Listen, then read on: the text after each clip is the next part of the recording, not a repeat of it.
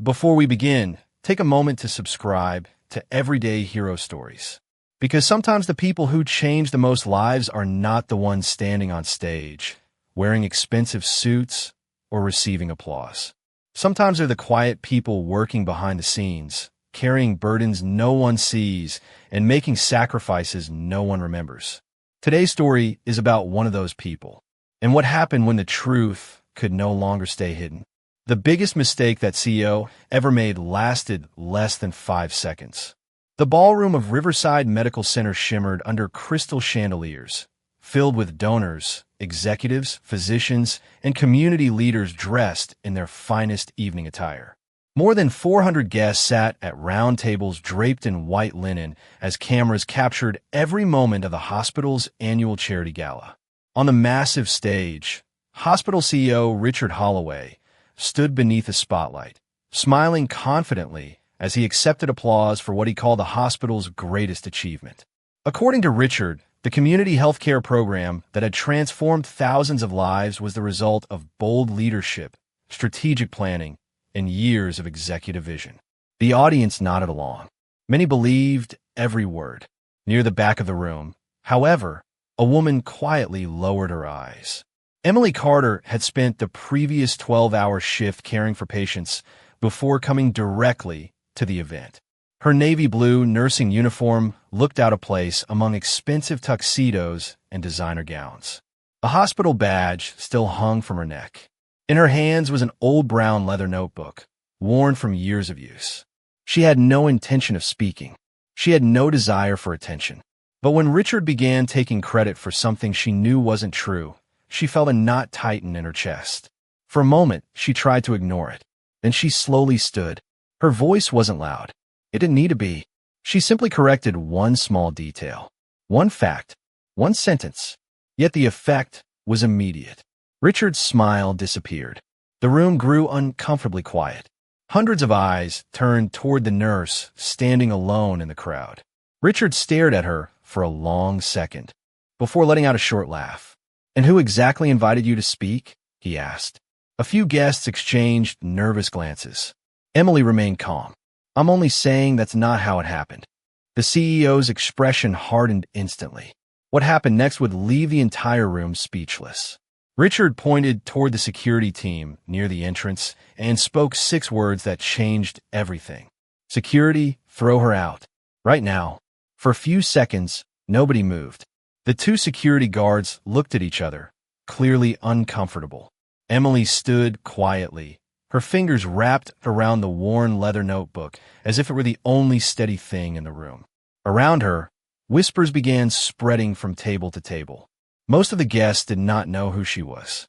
To them, she was simply a nurse interrupting a prestigious event. Richard Holloway sensed the crowd's uncertainty and immediately pressed his advantage. He stepped away from the podium and pointed toward Emily with a practiced smile that never reached his eyes. "This evening is about celebrating leadership and progress," he said, "not personal opinions from people who do not understand the full picture." Several donors nodded. A few even applauded. Emily felt her face grow warm, but she remained silent. She had spent too many years watching others take credit to waste energy arguing. One of the guards approached carefully. "Ma'am," he said quietly, "we should probably step outside." Emily glanced toward the exit. For a moment, it seemed she might simply leave. Then her eyes drifted down to the notebook in her hands. The edges were worn smooth from years of carrying it through hospital hallways, overnight shifts, and countless difficult days. Inside were notes, signatures, and memories that no one else in the room knew existed. Richard noticed the notebook and laughed softly. "Still carrying that old thing around?" he said. "You really should learn when to let the past go." The comment seemed strangely personal. Several guests exchanged curious looks. Emily's expression changed for the first time that evening. Not anger, not fear, something closer to disappointment. Before she could answer, a chair scraped against the floor somewhere near the back of the ballroom. The sound was small, but in the silence it felt impossibly loud. Heads turned. An elderly man with silver hair was slowly rising to his feet. Most people had not even noticed him before. But the moment he saw the notebook in Emily's hands, his eyes widened. And suddenly, he looked far less ordinary than anyone had assumed. The elderly man remained standing while the rest of the ballroom sat frozen. He was dressed simply, without the expensive suit jackets and polished appearances that filled the room. Yet something about the way he carried himself immediately changed the atmosphere. The security guards stopped walking. Richard Holloway frowned. Clearly, he had expected Emily to leave quietly. He had not expected anyone to challenge him. The old man looked past the CEO and focused entirely on the notebook in Emily's hands. His expression softened with recognition. "You still kept it," he said quietly. Emily stared at him in surprise. For the first time that evening, she seemed completely caught off guard. "Mr. Bennett?" she asked. A murmur swept through the audience. Several guests exchanged confused glances. Most of them had never heard the name, but a few older doctors suddenly looked alarmed. One physician sitting near the front nearly dropped his water glass. Another leaned forward in his chair, unable to take his eyes off the man standing in the back. Richard forced a smile. "Sir, I am afraid you're interrupting the program." The old man did not even acknowledge him. Instead, he slowly walked down the aisle toward Emily. Every step seemed to increase the tension inside the room. 10 years, he said. 10 years, and you still carry that notebook." Emily lowered her eyes toward the worn leather cover. Richard's smile began to fade. He looked around the room and noticed something he did not like. People were no longer watching him. They were watching the old man. They were watching Emily. One of the senior surgeons suddenly stood. "That notebook," he whispered. "It cannot be." Several heads turned toward him. The surgeon looked pale. "I remember seeing it during the funding crisis." More whispers spread through the crowd. Funding crisis. The words carried weight. Riverside Medical Center had nearly collapsed a decade earlier. Everyone knew that part of the story. What nobody seemed to know was why a nurse and an old notebook suddenly appeared connected to it. Then the old man stopped beside Emily and said a sentence that made the entire room go silent. "Without that notebook, this hospital would not be standing here tonight." The silence that followed felt heavier than any speech Richard Holloway had given that night. Hundreds of guests stared at Walter Bennett, trying to understand what they had just heard. Richard recovered first. He let out a short laugh and straightened his jacket. "With all due respect, sir, I think you are being a little dramatic." A few nervous chuckles appeared around the room, but they faded quickly. Walter did not smile. He simply looked at Emily and then at the notebook. "Do you remember the winter of 2016? He asked. Emily nodded quietly. The question alone seemed to drain the color from her face. Several older employees exchanged uneasy glances. They remembered that winter. Riverside Medical Center had been weeks away from shutting down its community outreach program. Funding had vanished. Donors had disappeared. Entire departments expected layoffs. Richard folded his arms. What does any of that have to do with tonight? Walter finally turned toward him. Everything. The answer landed like a stone in still water. The crowd leaned in. Walter explained that thousands of low-income patients depended on the program. Without it, families across the county would have lost access to essential care. Yet the board had prepared to end it because no solution could be found. Except one person refused to give up, Walter said. Richard's jaw tightened. And that person was not a nurse, he replied. Walter ignored him. Instead, he reached toward the notebook. Emily hesitated before handing it over. The old leather cover looked ordinary, but the way Walter handled it suggested otherwise. He opened the first page carefully. Several people near the front stood to get a better look. One donor suddenly gasped. Another physician rose from his chair. Richard's confidence began slipping away. He recognized the signatures on those pages. More importantly, he knew exactly why nobody was supposed to see them. Then a voice emerged from the front row. Wait a second, the physician said. Those are the original commitments. The room instantly erupted with whispers. Walter slowly nodded. Yes, he said, and every single one of them exists, because Emily Carter spent 6 months doing something nobody else was willing to do. The whispers grew louder with every passing second. People who had arrived expecting another polished fundraising speech were now staring at a notebook that seemed capable of changing the entire story of Riverside Medical Center. Walter turned another page. Dozens of signatures filled the paper. Local business owners, community leaders, former patients, small donors, names that had helped save the program when every major funding source had walked away. 6 months, Walter repeated. 6 months of working double shifts at the hospital, then spending evenings driving across the county asking strangers to help save health care for families they would never meet. Emily looked down at the floor. She had never liked being the center of attention. Richard immediately stepped forward. "That is ridiculous," he said. "A nurse cannot raise millions of dollars." Walter calmly looked at him. "You are right. She did not raise millions." Richard relaxed slightly. Then Walter continued. "She inspired the people who did." The room fell silent again. One of the donors near the front stood up unexpectedly. He was in his 70s now, but he remembered that winter clearly. "I know that notebook," he said. "A young nurse came to my office after working a 14-hour shift. She did not ask for money. She asked me to visit the clinic and meet the families who would lose care." Another voice spoke from a nearby table. "She came to our church, too." A woman slowly rose from her seat. "I remember her. She brought patient stories, real stories.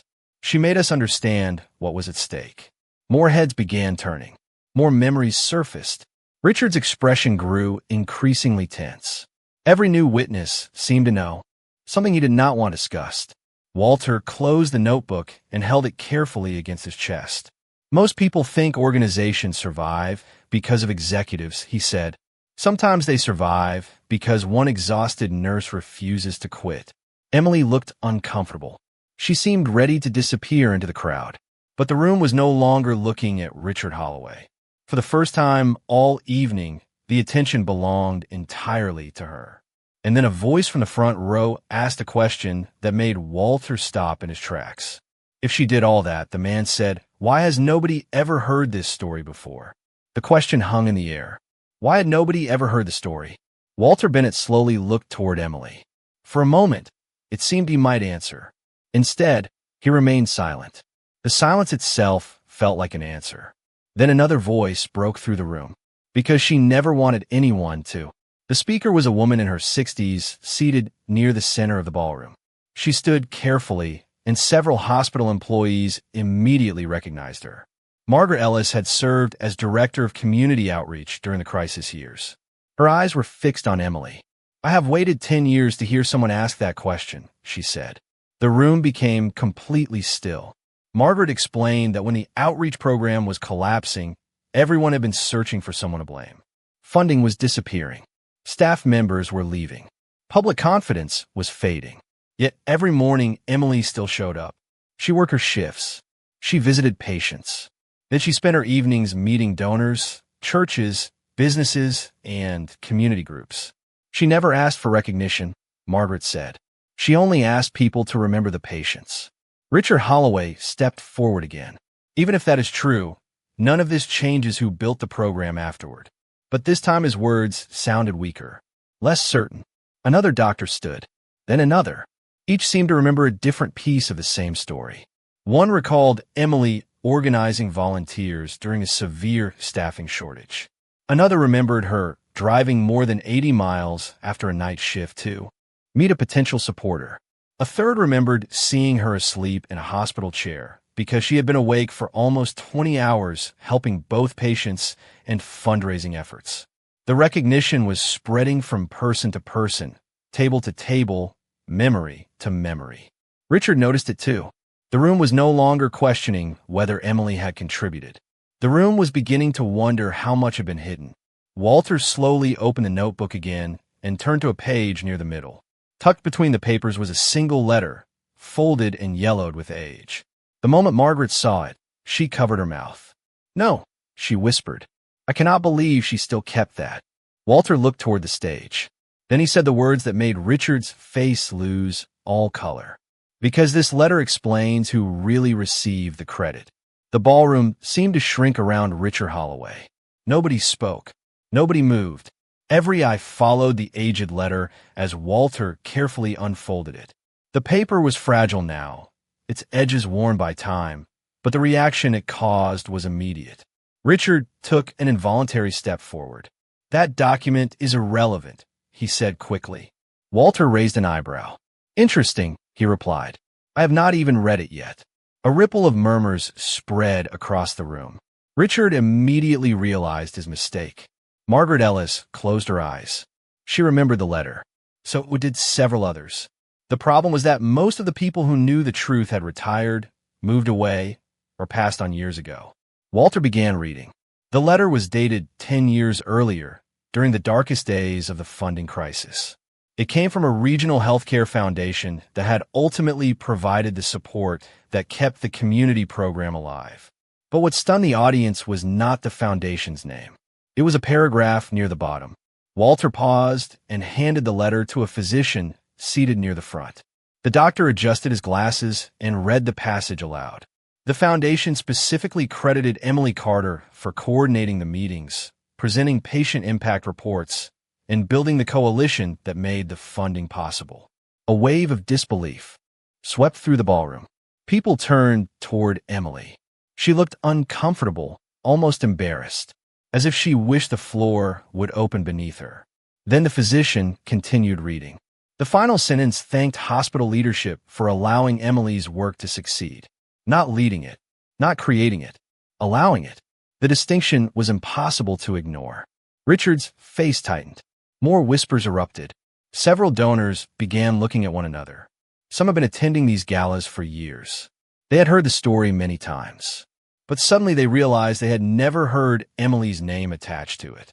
Walter folded the letter and looked directly at Richard.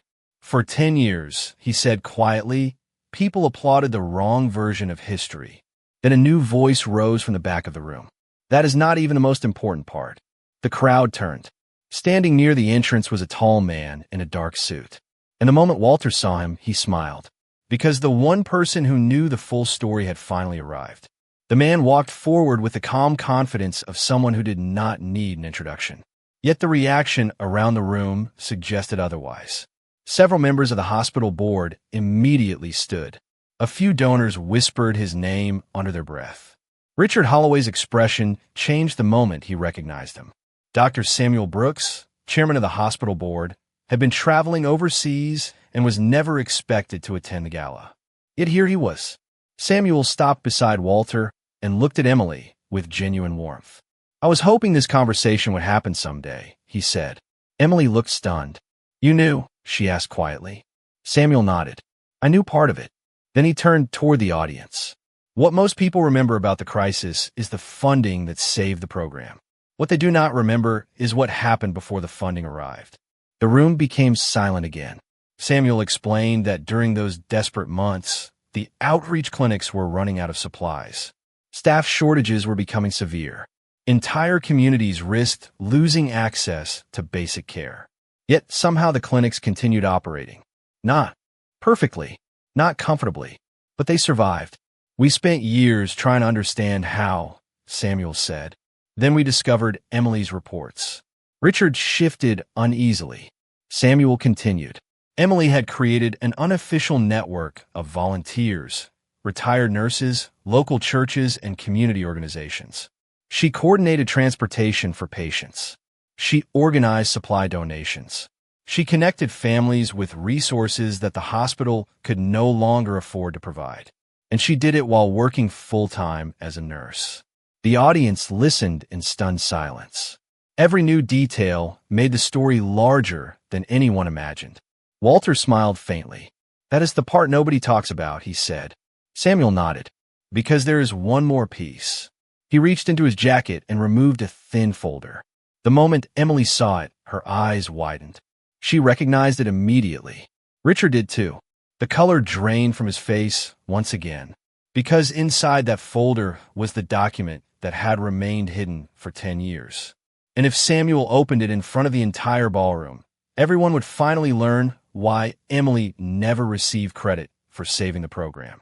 No one in the ballroom seemed to breathe as Dr. Samuel Brooks slowly opened the folder. The paper inside looked ordinary. There were no dramatic markings. No official seals large enough to catch attention from across the room. Yet the reaction on Emily's face revealed that this document mattered more than anything that had been shown that evening. Samuel carefully removed the first page and looked around the room. 10 years ago, he said, the board commissioned an internal review after the community program recovered. Several board members nodded. They remembered it. Most had assumed the report disappeared into storage like thousands of others. Samuel continued. The purpose of the review was simple. We wanted to identify the individuals most responsible for keeping the program alive. A donor near the front leaned forward. Richard Holloway remained completely still. Samuel turned to the final page and read directly from the report. Primary operational leadership during the crisis was provided by registered nurse Emily Carter through volunteer coordination, community partnerships, patient advocacy, resource management, and emergency outreach planning. A wave of astonishment moved through the audience. Samuel was not finished. The review further concluded that without her efforts, the probability of program closure exceeded 90%. Several guests gasped. Others looked directly at Emily, as if seeing her for the first time. Walter Bennett watched quietly. He had waited years for this moment. Richard finally stepped forward. That report was never finalized, he said sharply. Samuel looked at him. Actually, it was. Then he lifted another page from a folder. Because this is the signed copy. The room erupted with whispers. Samuel revealed signatures from former board members, administrators, and department leaders.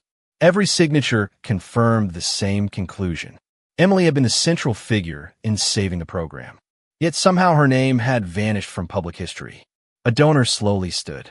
If all of this was documented, then why was she never recognized? The question struck the room like lightning. People immediately turned toward Richard. For the first time all evening, he had no prepared speech. No applause. No control. Samuel closed the folder and looked directly at him. That, he said quietly, is the question we should have asked 10 years ago. The silence after Samuel's question felt almost unbearable. Nobody rushed to defend Richard Holloway. Nobody stepped forward to explain away the missing decade. The absence of answers was becoming an answer itself. Richard cleared his throat and forced a smile.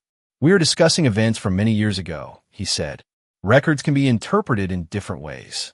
Several people immediately frowned. The statement sounded weak even to him. Walter Bennett shook his head slowly. No, he said. Facts can be ignored. They cannot be interpreted into something else. The crowd responded with quiet murmurs of agreement. Then Samuel reached into the folder one final time. There is one more document, he said. Emily immediately looked away. She knew exactly what was coming. She had hoped nobody would ever see it. Samuel unfolded a single page and studied it for a moment before speaking. This is a resignation letter. Confusion spread across the room. A resignation letter? What did that have to do with any of this? Samuel continued. After the crisis ended, Emily was offered a leadership position within the outreach program. Several guests looked surprised. Nobody had ever heard that story. She declined it, Samuel said. Not because she was unqualified. Not because she lacked support. She declined because accepting the position would have required eliminating 12 frontline jobs during budget restructuring. The room fell silent again. Samuel explained that Emily had been given a choice. Advance her career or protect the nurses, coordinators, and support staff who depended on those jobs. Emily had chosen the staff. She had walked away from the promotion. She had walked away from recognition. She had walked away from opportunities that would have changed her life. Walter looked toward the audience. That is why she remained a nurse. A donor near the front slowly sat back in his chair, stunned. Another wiped tears from her eyes. Richard lowered his gaze. The story was no longer about funding. It was no longer about reports. It was becoming something much larger. Then Samuel revealed the final sentence of the resignation letter. And the moment he read it aloud, the entire ballroom understood why Emily Carter had never spoken up for herself in 10 years. Samuel looked down at the page one last time before reading the final sentence aloud. Please do not announce my involvement. If recognition becomes necessary, give it to the program itself. The patients matter more than the person who helps save it. The words echoed through the ballroom. Nobody spoke. Nobody moved. For several seconds, the only sound was the quiet hum of the air conditioning above the crowd. Then Emily closed her eyes. She had written those words 10 years ago and never expected to hear them again. A donor near the front shook his head in disbelief. She gave away the credit herself, he whispered. Another guest slowly stood. Then another, not to leave, to see her more clearly. The woman they had, overlooked all evening, suddenly seemed impossible to ignore. Walter Bennett smiled sadly. That is what made her different, he said. Most people fight to be remembered. Emily fought to make sure the work survived. Samuel carefully placed the resignation letter back into the folder. There is something else you should know, he said. The room immediately grew quiet again. Every eye returned to him. The leadership position she declined eventually became the foundation for the executive structure we use today. A stunned silence followed. People began connecting the pieces.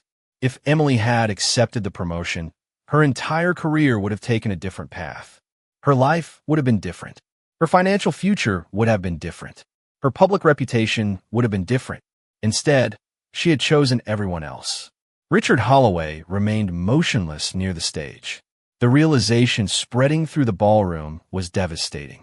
The woman he had attempted to remove from the event was not simply an employee. She was one of the people responsible for making the institution possible. Then an elderly donor slowly rose from his chair.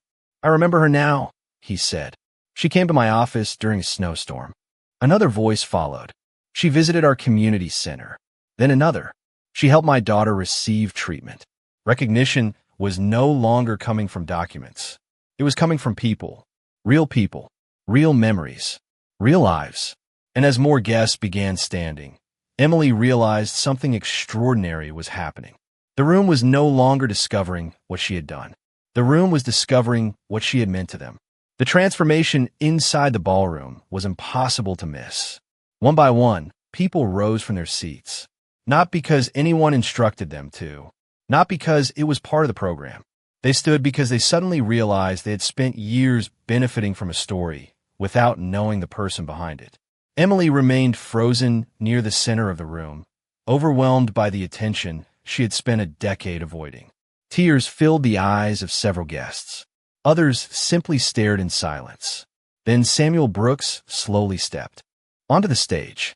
He looked out across the crowd before turning toward Emily. There is one final matter that must be addressed, he said. His voice carried through the room with calm authority. Every conversation stopped. Samuel looked directly at Richard Holloway. The CEO seemed smaller now, less certain, less untouchable. The confidence that had dominated the evening was gone. Earlier tonight, Samuel said, a dedicated nurse was publicly embarrassed for speaking the truth. No one disagreed. No one could. The board has spent years celebrating the success of this institution, Samuel continued. Tonight we learned that one of the people most responsible for that success was never properly recognized. Several board members nodded. A few looked ashamed. Walter Bennett remained quietly beside Emily. He had waited a long time to witness this moment. Samuel turned back toward the audience. Leadership is not about standing at a podium and accepting applause. Leadership is about sacrifice when nobody is watching. The statement drew immediate applause. It started at one table, then another, then another. Within seconds, the entire ballroom erupted. The sound echoed off the walls and filled every corner of the building. Emily lowered her head, struggling to process what was happening. Then Samuel extended his hand toward her. Emily Carter, he said, on behalf of this hospital, its board, and the community it serves, we owe you something that is 10 years overdue. The applause slowly faded. The room waited, every eye fixed on the stage, because everyone understood that the next words would not simply change Emily's future. They would finally correct a decade of forgotten history. The ballroom stood in complete silence as Samuel Brooks stepped down from the stage and stopped directly in front of Emily Carter. For 10 years, she had walked the same hospital hallways as everyone else. For 10 years, she had worked night shifts, comforted frightened patients, trained new nurses, and quietly carried responsibilities nobody fully understood. Yet in that moment, the entire room finally saw her. Samuel extended his hand and helped her onto the stage. The audience immediately rose to their feet. What began as a few people standing quickly became hundreds. Donors stood, doctors stood, nurses stood, administrators stood. Even the security guards who had been asked to remove her earlier stood with everyone else. The applause grew louder and louder until it filled the ballroom. Emily looked overwhelmed. Tears formed in her eyes as she glanced toward Walter Bennett. The old man simply smiled and nodded.